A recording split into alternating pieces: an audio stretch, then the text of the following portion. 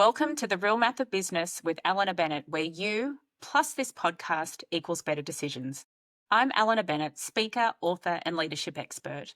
I work with chief executive officers and chief financial officers really to help them create universally investable companies where people serve people and the math just works. This week, I'm chatting with the awesome Greg Hutchinson, CEO of Cape Dunstans. But first, here is my what am I noticing at the moment, or what we like to call the WINATM to help you win at the moment. Now, what I'm noticing at the moment is a lot of people out there are really feeling the weight of people responsibility on their shoulders. Because I typically work with C-suite and above, of course, the vast majority of their jobs is actually all about the people because they've got the technical experts that work for them. But what I'm feeling and seeing from them, particularly hearing and seeing from them particularly, is the weight of that pressure. Now, I'm not sure if that's because, we're sitting here in August, so it's kind of that, we've just gone over the end of financial year here in Australia.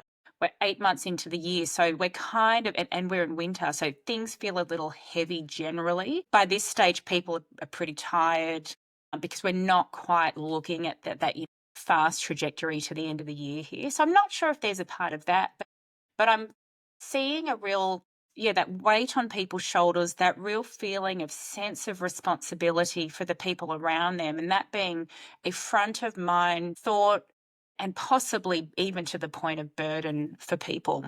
And I think that makes sense. I think at the heart of every single human is a desire to take care of the people around them. You might fall into a leadership role by accident, by just working your way up the corporate ladder. But there becomes a point when you actually need to make a choice. Do I want to be in a leadership role, or do I want to just be in my own little bubble where I can be a subject matter expert? Both of those choices are okay, by the way. But I'm really talking about those people that have opted in to being people leaders. And so that burden is from a place of care as opposed to a place of bother. How do you alleviate that burden? How do you take that weight off your shoulders? I think the first thing that I think it's really important to remember, and that is my 3 principles of influence. Now, these are not new. And I've been talking on stage about these 3 principles of influence forever. But I think they're really pertinent when it comes to everybody's responsibility for self. I think the first one is that people do things for their reasons, not yours. If you're someone that goes, oh yeah, I find dealing with people so hard, or I'm dealing with a lot of people issues at the moment, I want you to really lean into this idea that people are doing things for their reasons and not yours. So actually it has nothing to do with you, right? And so I want to share that principle with you just to give you a bit of space, just to detach you a little bit, because we tend to take people issues very personally as leaders. Second principle is that you must take 100% responsibility for your impact. So you need to take 100% responsibility for your impact as a leader. Yeah, but they also need to take 100% responsibility for their own impact. Again, I share that because this is not it all sits on you. This is you both have an individual 100% responsibility for the impacts and experiences that you're both having. The final one is that influence happens one person at a time. So if you are a leader of a large team, or if you are the leader of an organization, it might feel overwhelming to think, oh, I'm just one person and I have to influence all of these people, or I've got a whole bunch of people that, I might need to lay off, or I need to lay off a small handful of them, and that's going to have a ripple effect, or something has happened to someone. We can really only influence one person at a time. And I recognize that burden, this is not an influencing conversation, but I just want to share that, just knowing that your impact actually happens person by person. So if you are a leader of a big team and it feels a little bit overwhelming to go, well, how do I get across to the 30, 300, 3,000 people that reporting to me directly or indirectly? What do? I reckon there are 3 real jobs for you. And that is firstly and most importantly is create an environment for each of them to thrive. This is not about team leadership. This is about self-leadership. We've heard, from some really impressive leaders in this podcast about how they operate at that top level. And one of the things that we've heard is your job is really about removing roadblocks. So if the first thing you do is create an environment that allows each of them to thrive, then it's about removing roadblocks. The third thing is to engage them and understand what motivates them. Because the fact is, you can't do the work for them. So if part of that burden for you is around underperformance, lack of motivation, you need to recognize that you can't do that work for them. Yes, you are 100% responsibility for your impact, but they are also 100% responsible for their impact. You can't do the job for them. And likewise, you can't make them get along with each other. So one of the things I hear when it comes to this weight of people is, God, I just wish they would get along with each other. I'm so sick of just seeing the animosity and the egos just bounce around across the table. And I'm sick of being the triage or, the policeman in the middle, just kind of triaging it and directing traffic, right? That's not your job either, is to make them get along with each other because they're adults, right? What you can do for each of them is to make sure they know they have a choice. They can make a choice to work and do the work they need to do with you and for the business, or they can make the choice not to. Both of those choices are 100% fine, right? Because people do things for their reasons, not yours. So you should be detached from the outcome, but your job is to make sure they understand that they have a choice in this. So it's really about those three things. How do you create an environment? How do you remove roadblocks? And how do you make sure you really know what they want? Because what this is really about, again, is self-leadership, not team leadership. The number of times I hear senior leaders say to me, oh, we've got a team leadership problem or my issues are with my team. Actually, they're not team problems. They are self-leadership problems.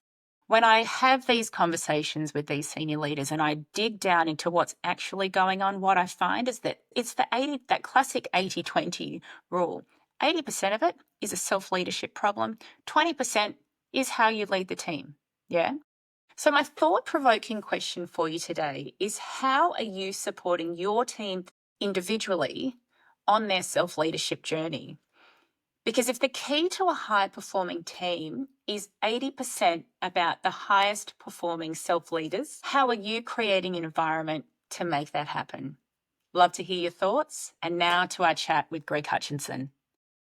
Well, hello and welcome to the Real Math of Business podcast with Alena Bennett. It is an absolute delight today to welcome Greg Hutchinson, CEO of Cape Dunstans, to the podcast today. Greg, welcome.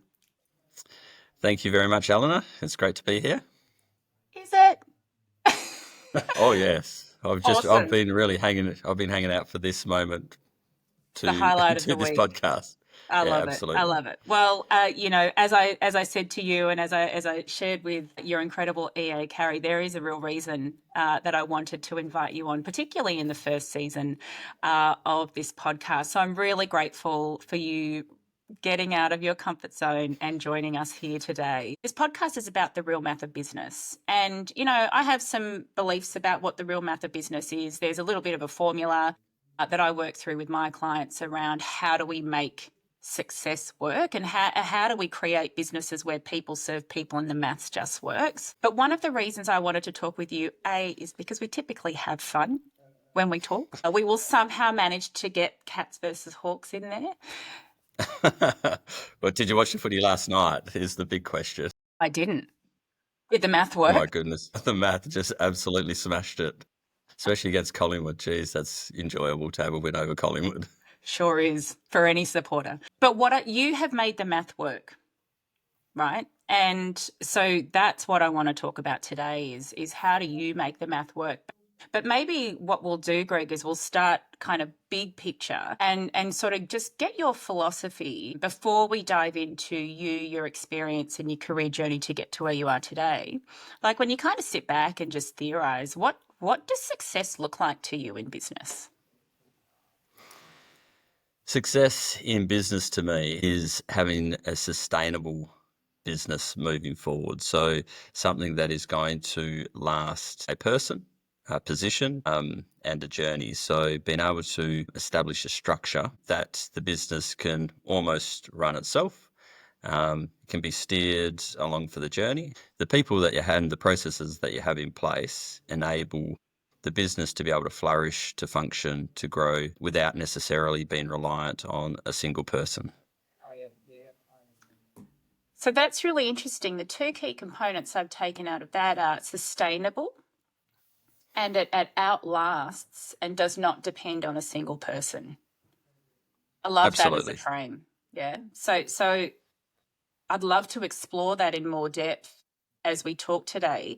But maybe what we can just do is I'd love for you to just share a little bit about who you are and the lessons learned over your career journey that have got you to a point now where, you are a successful CEO at Cape Dunstans and are looking to take the business to the next level. Yeah, and I think success can be looked at as a moment in time, right? And that's how a lot of people judge success. Whereas, as I say, I think success is outlasts, and you reflect back on how a business has performed, or whether it's a business or a sporting team or whatever it is. I think success is looking back to say, okay, well, how have we functioned? And at this particular point in time, the journey has been a positive one. But it's in the future that we then will be judged on how we perform today. So in 10 years' time, when you look back, yes, we may have been successful at this particular point in time, but has that success been sustainable? For me, over the journey, what I have tended to focus on is trying to develop both myself, and you're always developing and trying to learn how to be better. And right from the work from when I left university and started in construction back in the late 90s, things were obviously a lot different to what they are now. And you just have to be open to developing, trying to develop yourself, and also developing the people and the teams around you as well, so that they can work in an environment where they can thrive. You've already raised a couple of really interesting points. I want to just pick up on a couple of them if you can. As we joked about before, you and I have a love of AFL.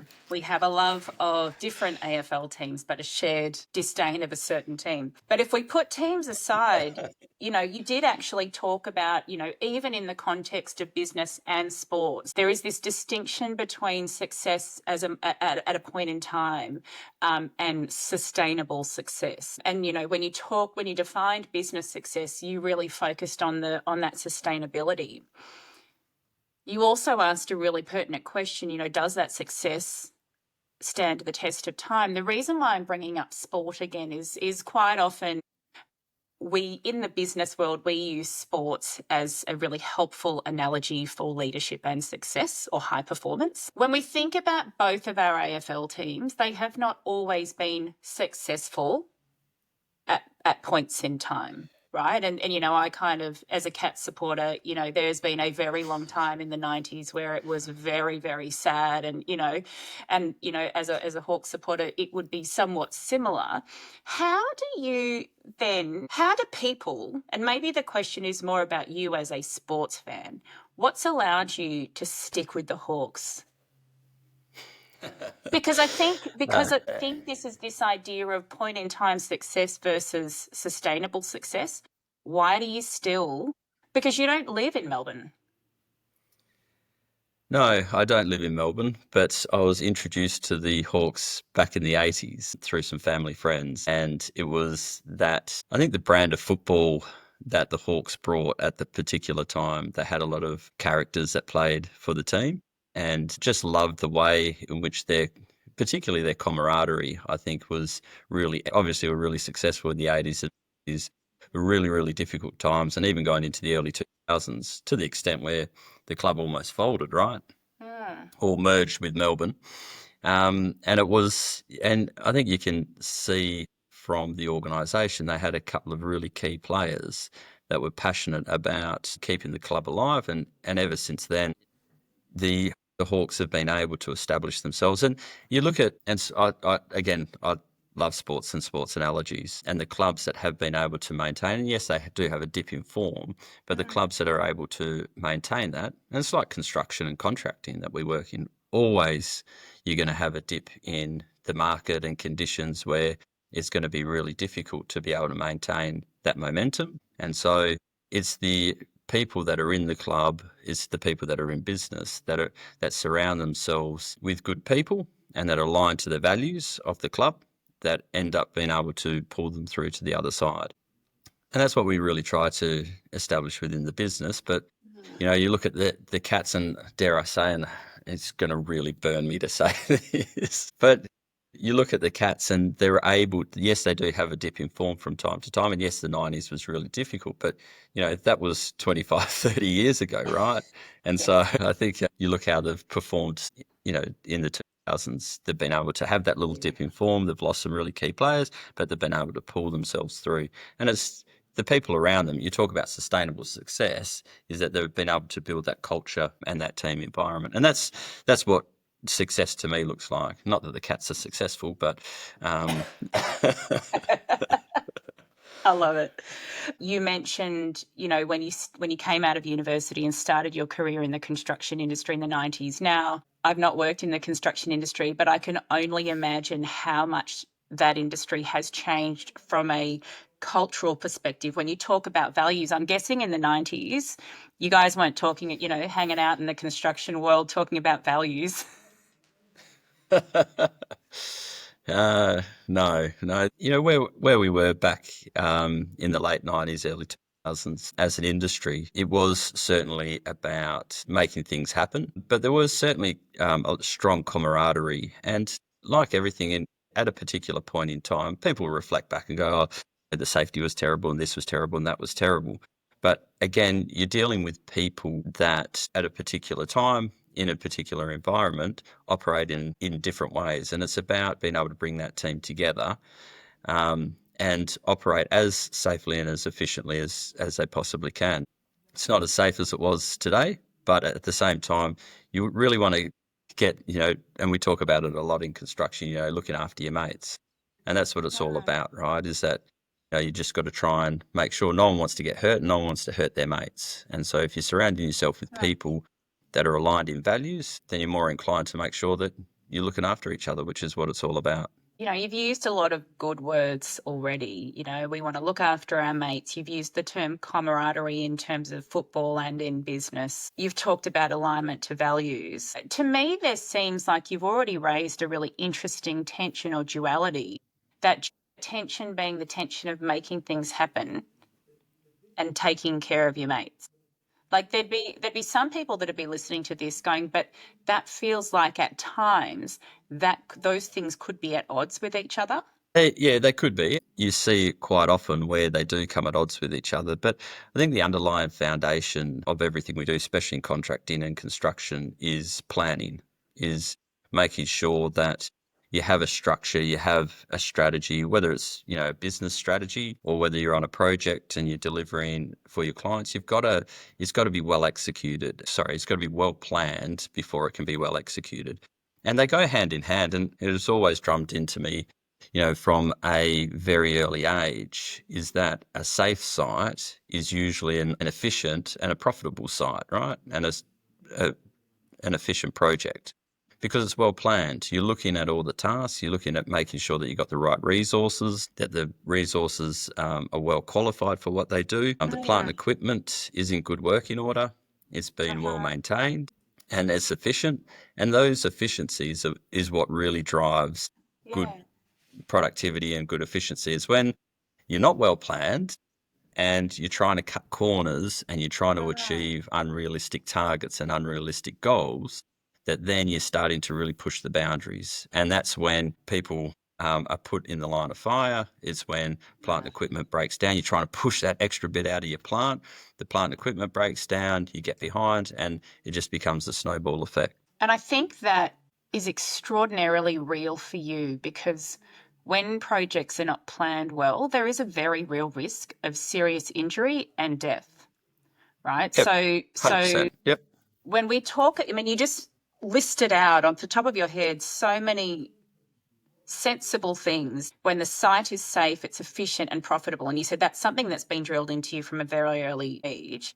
And what that actually means is it's well planned. You've got the tasks, you've got the right tasks, the right resources. Those resources are qualified. Your plant and equipment is in good working order. So that all makes complete sense. And there'd be every single person, business person in every single industry going, yeah, Greg, that makes a whole load of, like, tell me something I don't know. But I think what a lot of people wouldn't quite understand is that for you in your business and in your industry, getting those things wrong is actually quite catastrophic. So it's not just words you say, you actually have to live and breathe it. Yeah, and you've got to, I think it's with everything that you do, you've got to be able to synthesize it down in its most simplest form, right? So down to, first principle build up of what it actually means to run a particular project or to run a business. To be honest, I don't think it's, really rocket science as far as getting the simple things and the foundation things right. Using a sporting analogy, all the greatest sportsmen, will always say that, where they started off, whether it's basketball or football, just kicking and kicking and kicking, doing the foundations, doing the basics and making sure you drill it, drill it, drill it, drill it, Yeah. 1,000 times, shooting hoops. That's what's going to be able to create the strong foundations. The same for us as well in construction, is that you need to make sure that everything is really well planned. You understand what it is that you're delivering. You understand the resources that you require in order to get it done. It isn't rocket science. And yes, I'm telling people everything that they know, but it's a difference between knowing it and delivering it is probably the keys. And having the right people, right? Yeah, I think you're absolutely right. And that's where everyone goes wrong. There's very little in terms of business success tactics and leadership success tactics. There's very little that's new. It's just Yep. people saying it and interpreting it in a different way. And then the person on the other end being in a space to hear it the way they need to. I have seen you make the math work. Yeah.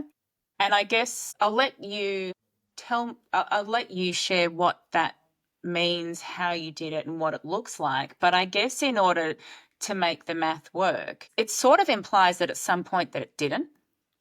And I guess where I'm going is, you've got the synthesis of the simple things, and that's what makes businesses work. But those things are easier to know, harder to do. And that's what makes businesses not work. Yeah. Yeah, absolutely. So I would love to know from you, in your experience, drawing on whichever part of your career you would like to, is where do companies stuff it up and how do you make the math work? It's a good question. It really is. And I love maths, right? Coming from an engineering That's it. background. But the great thing about maths is the amount of variables that you can possibly have. And to say what we do in its simplest form is very basic in getting the foundations right. There are so many variables in what you go through to make sure that you are a success. And as I say, at a particular point in time, you can say, okay, well, our company's successful and they've been able to get through a downturn.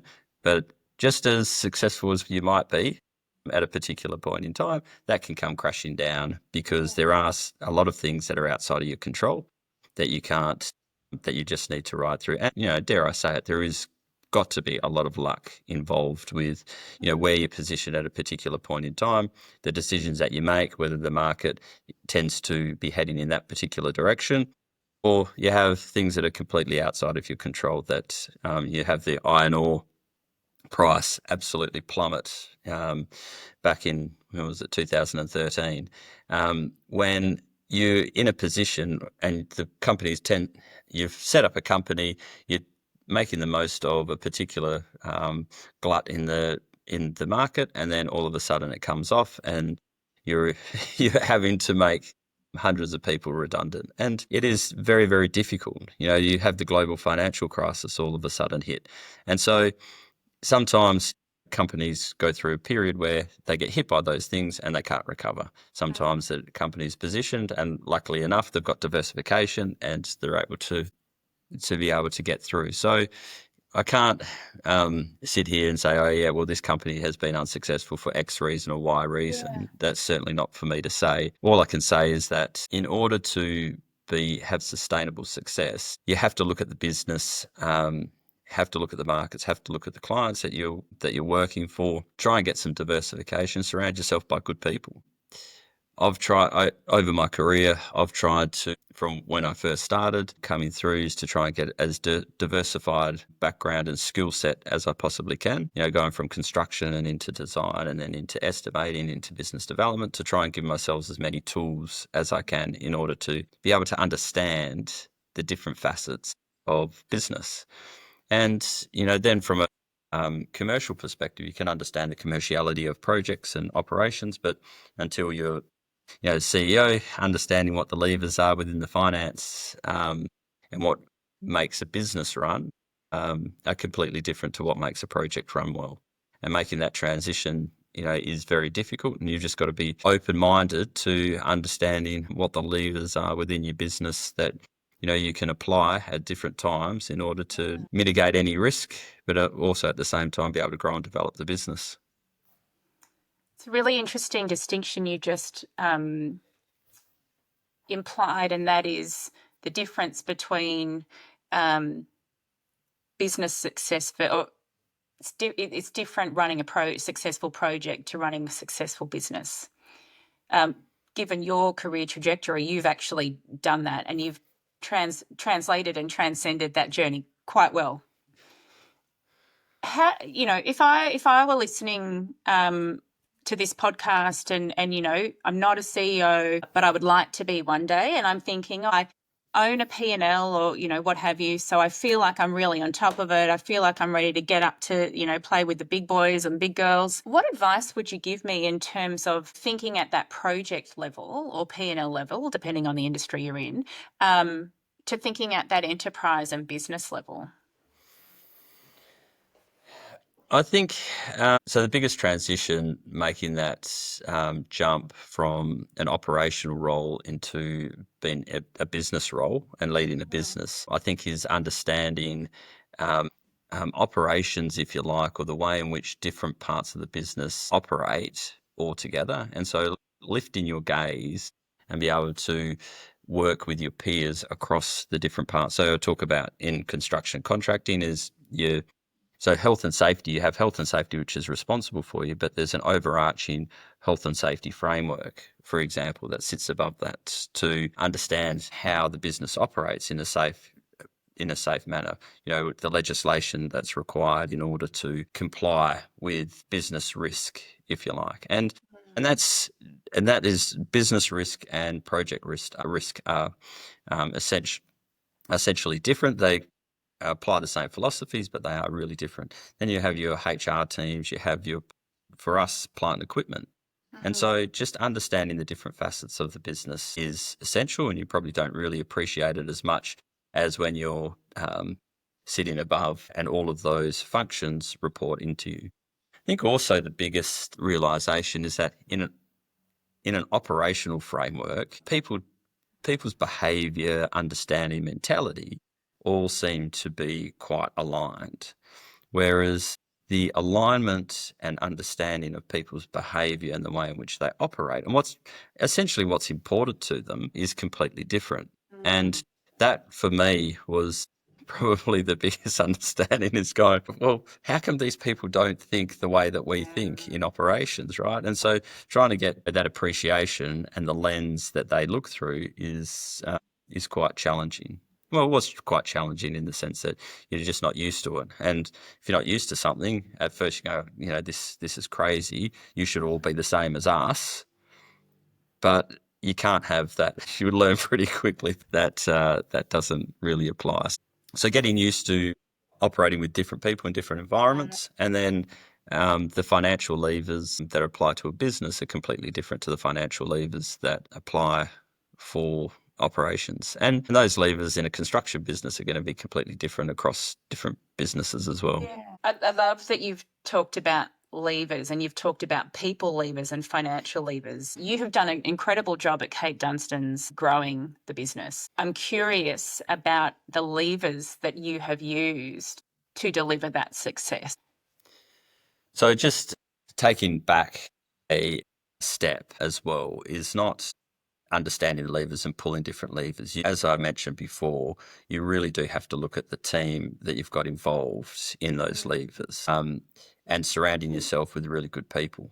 And the people, obviously, in what you do, the heads of each of those different business units really need to respond and be open-minded in order to appreciate what other people are doing across the business. So this whole siloistic mentality, right? You have to get the right people that are open-minded, and the combination of those people are going to drive success, or they're not going to or they're going to be working against each other.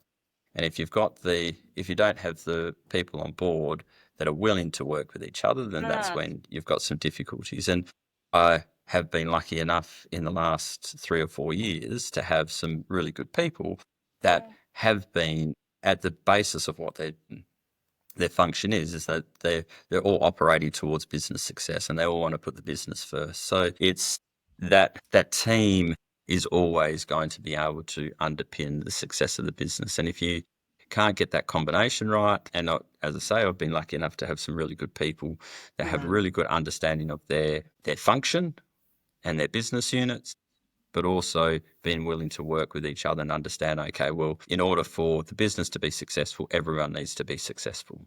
And if you've got that mindset across the business, then you tend to be on the right track for success. So in a particular point in time, you have people that are aligned and everyone's going in the right direction. And we've talked about, burning platforms and trying to, when a business is under stress and when a business is under pressure and we've gone in a particular direction, that's not working, everyone bands together and they tend to, you've got a common cause, if you like, to. But and then as you're coming through that period, people's philosophies and mindset changes a little bit, right? So people can become risk adverse. And if you have that aversion to risk, then it makes it really difficult to continue to grow and develop the business. As the saying goes, the only constant is change. Or something to that effect. Anyway, the only certainty is that you're going to have change, right? And the business is always changing, markets are always changing. So you've got to just be adaptable and flexible to change. Yeah. And then that in and of itself, we know humans don't like change. And so that in and of itself is such a big complexity, right?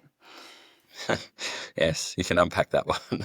I want to come back. You did mention that you're an engineer, so you love maths and, you're very outcomes oriented. And anytime we get too bogged down in people or, philosophizing on concepts, you'll say, Alena, tell me, what are the actions? What are the tasks? Let's make it real. Yes. But you've just talked about the people. And I actually even asked you around financial levers, and you said, well, it's all about the people. So tell me, as an engineer who is highly outcomes focused, loves a bit of math, loves structure, how did you learn to, have you always been a people person? See, my hair has not always been this grey. No comment. And it might not be the right question, Greg. I'll just rephrase. So I get a lot of people that come to me and say they're high technical experts like yourself, and they say, but now I find myself leading a bunch of people and I spend all day, every day dealing with people problems and people this, people that, and all the rest of it, and it's exhausting. I imagine there's first a moment where you go, perhaps my job is all about people. And I can take it and I can keep, working at that CEO business leader level, or I can choose to remain a subject matter expert and stay in that area of expertise, in your case, engineering. I guess it's how did you move through those decision points where you were faced with, suddenly I've realized my job is all about enabling people versus doing the doing myself? I don't think I've got to that point yet.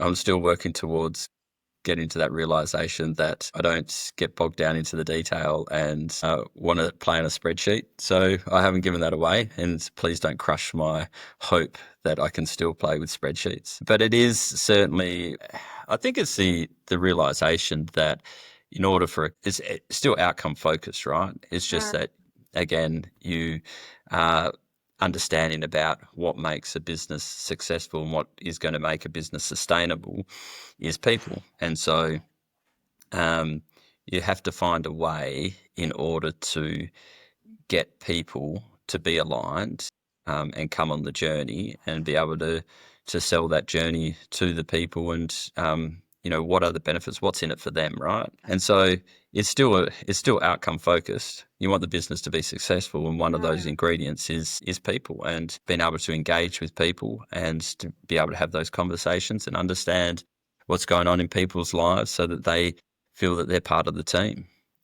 And that is difficult. Particularly, I find it really, really difficult, and I find it really draining. But at the same time, it's really important to be able to ensure that people are engaged across the business and having fun.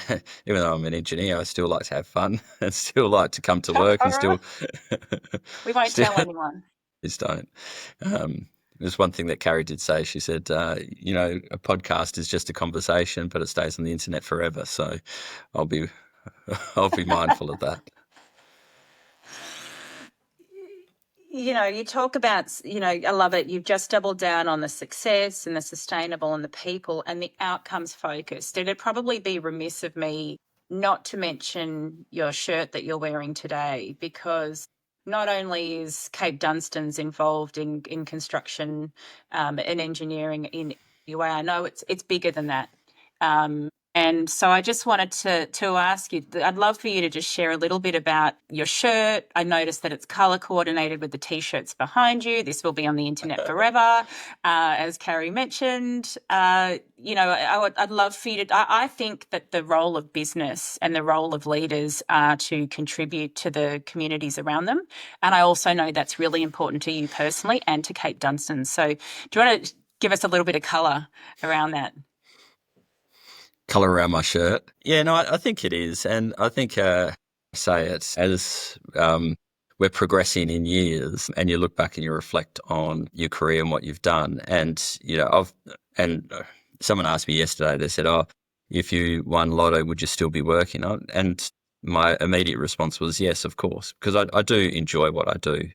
It is very challenging at times, but it is something that I do enjoy doing. And, from construction, I think we're really lucky in the construction industry where I believe that we add value to not only the communities around us, but we add value to the resource sector, the infrastructure sector. We're able to allow different parts of the community to thrive. In the same way, I think as we reflect back, we think, well, yes, we're achieving a lot, but what are we actually doing for the people that surround us, the people that work for us, people that work in the communities? And we've been really lucky to have a partnership with a Pilbara Aboriginal business, Katara, that have shared a lot with us and opened our eyes, if you like, to the impact on the community and how we can, and the struggles. I think there's, I would be really understating to say that, the struggles that are in regional communities is something that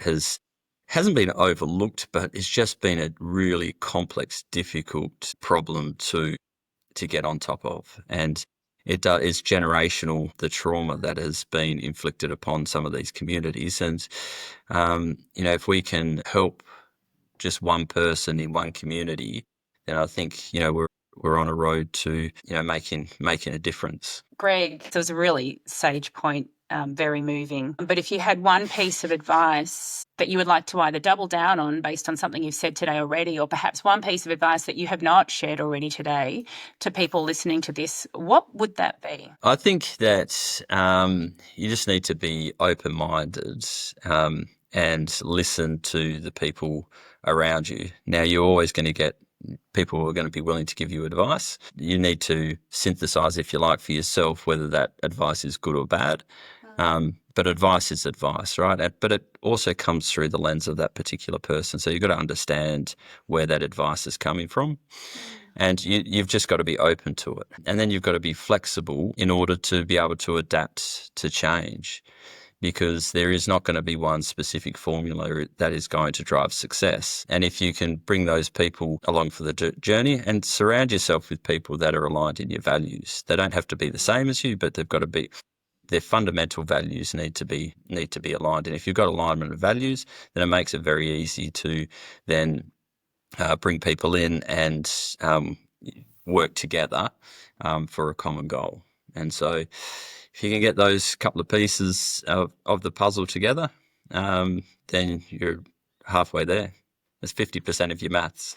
I want to thank you. You've covered so much. I've got pages of notes here.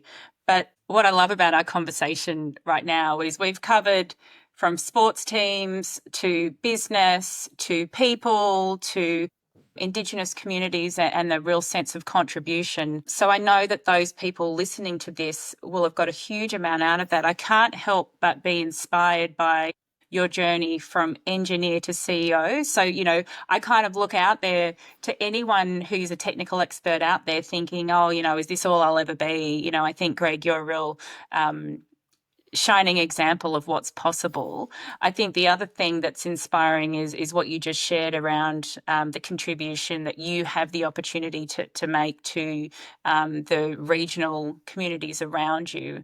I think to me, it's such an important part of business. If you are in a flourishing business, I think it is your duty to go out and find how do you contribute in other ways or in additional ways to those that are less fortunate. So I love that as well. Perhaps the one thing that I will take from this, Greg, is your distinction at the very start, and it will stay with me for a long time, is this distinction or nuance between success at a point in time versus sustainable success. I think we tie ourselves up in knots trying to get the success at a point in time when actually we need to be thinking about success that outlasts us, that outlasts this time, and that's really sustainable, because I think that's what it's actually about. Well, that's my feeling anyway, is that we'll be judged in history whether it's successful or not. Yes, we are going through, you go through periods of success, but just around the corner, there's going to be some challenges that you've got to just work through. So if you're doing it with good people, it makes the journey a lot easier. That's for sure. 100%. Well, thank you so much for your time today, Greg. Hope that No hasn't worries. been too painful. I've had a bunch of fun. I've learned a lot from you. So well done on everything that you do. Keep doing it and look forward to talking again soon. Thank you so much. Thank you. Cheers. And what a great chat with Greg. And this leads us right into our listener question. And if you want to submit a listener question, just leave a comment on YouTube or Spotify and we'll hopefully get to it in a future episode. So today's listener question is from Sandra. Sandra, great to hear from you. It says, hello, Alena. I've recently been looking to promote a member of my team as we've recently had a staff member move on. But some things I've been learning from your podcast have made me pause and reconsider a little bit. That's good. I was going to promote someone who has been at the company longer, is excellent at their job, but maybe could use a bit of development when it comes to interpersonal relationships. But I'm now also considering someone who has better people skills and connects better with the team, but has been a part of the team a little less long and is not quite the same when it comes to standards in comparison to the first candidate. I'm not necessarily expecting an answer, but I would love to know how you would try to think about this, as your podcast has made me think about the real math of business. Thank you, Sandra. Sandra, great question.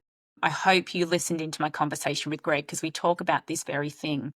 But in terms of the types of things I'd be encouraging you to think about, and it's a really clever question, and obviously not being clear on what the role is that you're looking to promote into and all the rest of it. I'll just give some general thoughts and comments. But I think the best place to start is that the equation that sits behind the people side of the real math of business. So the 50%, the 50% people side, that equation is the right people hired multiplied by people led effectively equals performance delivered. So what you're really talking about, the crux of your question really comes to that right people hired part of the equation. So I'm really pleased that you are taking a more intentional approach to that. I think it really comes down to 4 key questions for you to ask yourself. What do you need? Who are they? Who are you? And what is your timeline? I find timelines the most useful tool when it comes to, thinking about scenarios and addressing any sort of uncertainty that you might have. So in terms of the first question, what do you need? I think we've got to be thinking along the lines of timing, short-term, medium-term, long-term. What do you need most right now? What is your short-term need? Because the answer to that might be different to the medium-term and long-term need. And that is, how does this role fit into your strategic delivery of the business? Why do I say that? Because I know that strategies are evolving more frequently than ever before because of the emergence of AI and what that's doing to the disruption of the workforce. So you might have a need now and you might have an open role now, and that might be the answer. This is what I need and this is what I need for right now. But I want you to not lose sight on, 6, 12, 18 months, 24 months from now. Is that role going to change? Is that role going to evolve? And what does that mean about the right hire for that role?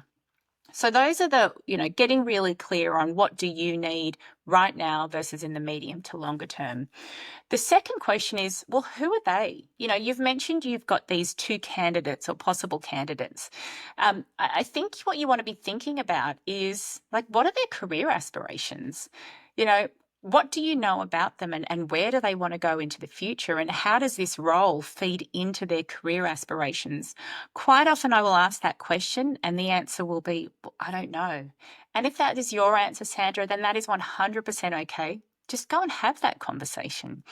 One of the other things that you want to be thinking about in terms of who are they, and that is this distinction between performance and potential. Sounds like what you are sharing with me in your question is that you've got one that is bang on in terms of performance. They are delivering the work really well, versus one that you see might actually have a bit more potential.